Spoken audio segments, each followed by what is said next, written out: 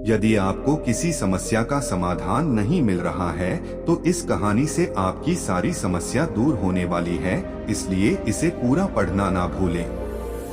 एक बार गौतम बुद्ध सुबह के समय में अपने शिष्यों को प्रवचन देने पहुँचे, लेकिन उनको देखकर सारे शिष्य आश्चर्यचकित हो गए, क्योंकि पहली बार गौतम बुद्ध अपने हाथ में कुछ लेकर आए थे। जब महात्मा बुद्ध उनके पास आए तब सारे शिष्यों ने देखा कि उनके हाथ में एक रस्सी है। गौतम बुद्ध ने आसन ग्रहण किया और बिना कुछ बोले रस्सियों में गांठ मारने लगे। उनके सभी शिष्य ये सोच रहे थे कि गौतम बुद्ध रस्सी के माध्यम से क्या कुछ सीखने वाले हैं। तभी गौतम बुद्ध बोलते हैं कि मैंने इस रस्सी पर 3 गांठ लगा दी है।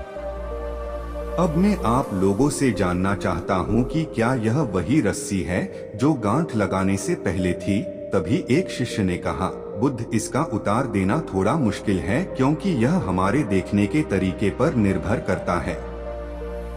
एक तरीके से देखें तो यह वही रस्सी है जो आप लेकर आए थे, और दूसरे तरीके से देखें तो अब इसमें 3 गांठें हैं, इसलिए इनको बदला हुआ भी कह सकते हैं। लेकिन ध्यान देने वाली यह बात है कि बाहर से भले ही यह गांठों वाली दिख रही हो, लेकिन अंदर से वो वही रस्सी है जो पहले थी। फिर गौतम बुद्ध बोले कि सत्य है, अब मैं इन गांठों को खोल देता हूँ।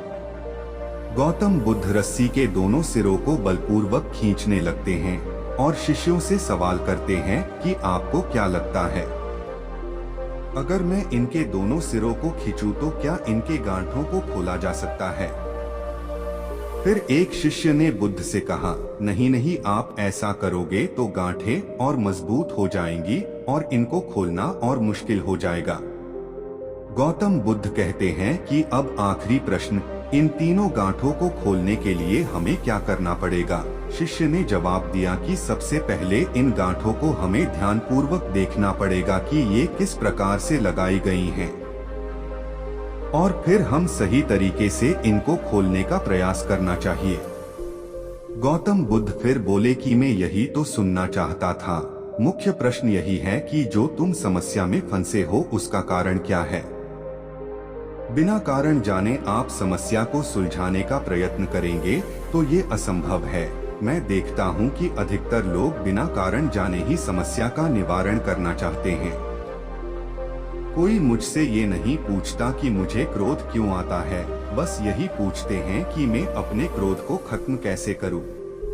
कोई ये प्रश्न नहीं पूछता कि मेरे अंदर अहंकार कैसे आया।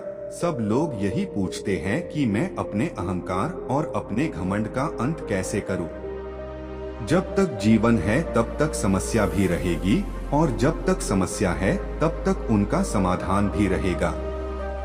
बस जरूरत है हमें उन समस्याओं का कारण जानने की। यदि हम समस्या का कारण अच्छे से जान लेते हैं तो हमें उनका समाधान भी अवश्य प्राप्त होगा। और यह कहकर गौतम बुद्ध ने अपनी बात समाप्त की।